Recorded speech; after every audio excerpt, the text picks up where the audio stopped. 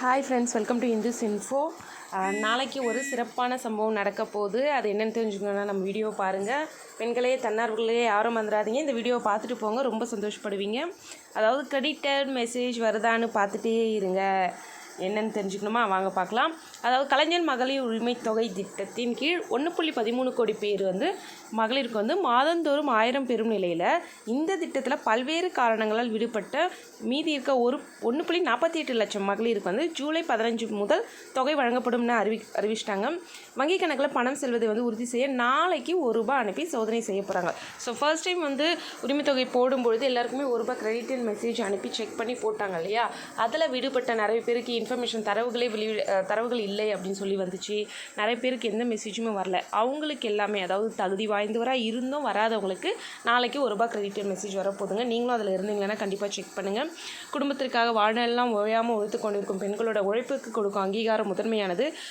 அதாவது ஆண்டுக்கு ₹12,000 உரிமைத் தொகை என்பது பெண்களின் வாழ்வாதாரத்தை மேம்படுத்தி வாழ்க்கை தரத்தை உயர்த்தி சுயமரியாதையோடு வாழ்வதற்கு வழிவகுக்கும் அப்படிங்கிறதுக்காக போடுறாங்கன்னு சொல்லியிருக்காங்க. இந்த திட்டத்தில் எப்படி இணைவது? தற்போது புதிதாக விண்ணப்பம் செய்பவர்கள் ஏற்கனவே விண்ணப்பம் செஞ்சு நிராகரிக்கப்பட்டவங்க இதில் இணையலாம்னு அறிவிக்கப்பட்டிருக்கு. அரசு பணியில் இருந்து ஓய்வு பெற்றவர்களோட மனைவிகளும் விண்ணப்பிக்கலாம். முன்பு இவங்களுக்கெல்லாம் விண்ணப்பிக்க முடியாதுன்னு சொல்லியிருந்தாங்க. கார்ப்பரேஷன் ஊழியர்களோட மனைவிகளாக இருந்தால் அவங்களும் இப்போ விண்ணப்பிக்கலாம்னு சொல்லியிருக்காங்க.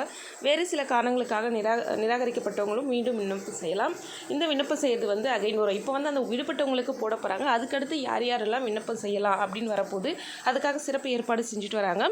கலைஞர் மகளிர் உரிமை தொகை திட்டத்தில் புதிதாக விண்ணப்பிக்க விருப்பம் உள்ளவங்களுக்கு சிறப்பு ஏற்பாடுகள் செய்யப்பட உள்ளன. தமிழ்நாட்டில் மகளிர் உரிமை தொகை விரிவாக்கம் செய்யப்படுகிறது. மேலும் 1.40 லட்சம் பேருக்கு வழங்கப்பட உள்ளது. பெண்களுக்கு ₹1000 ஏற்கனவே வழங்கப்பட்டு வருது. தற்போது கூடுதல் பெண்களுக்கு பணம் வழங்கப்பட உள்ளது. இதில் மக்கள் எளிதாக இணைகிற வகையில் சிறப்பு கேம்ப் சேவை முகாம்களை அமைக்க முடிவு செய்துள்ளனர். அதாவது இந்த 1.48 லட்சம் பேர் இல்லாமல் அகைன் அப்ளை பண்ணுறவங்க, நாளைக்கு ₹1 கிரெடிட் மெசேஜ் வரலன்னா கூட நீங்கள் அகைன் அப்ளை பண்ணலாம், நீங்கள் தகுதி வாய்ந்தவராக இருந்தால். இதை பார்த்துக்கோங்க. கூடுதலாக சேவை மையங்களையும் அமைக்க முடிவு செஞ்சுருக்காங்க.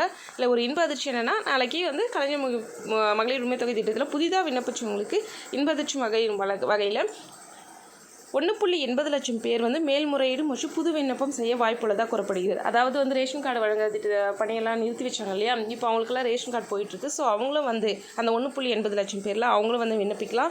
மேலும் முன்னாடி யார் யாருக்கு ஏதோ சம் ரீசன்னால நிராகரிக்கப்பட்டிருப்பாங்க, பட் அவங்க வருமான வரி செலுத்தாதவங்களாகவும் இருக்கலாம், தகுதி வாய்ந்தவராகவும் இருக்கலாம். ஸோ அவங்களும் அகைன் விண்ணப்பிக்க வாய்ப்பு இருக்குது. ஓகே ஃப்ரெண்ட்ஸ், வேறு எதுவும் அப்டேட் வந்தாலும் நான் உங்களுக்கு இன்ஃபார்ம் பண்ணுறேன். பாய்.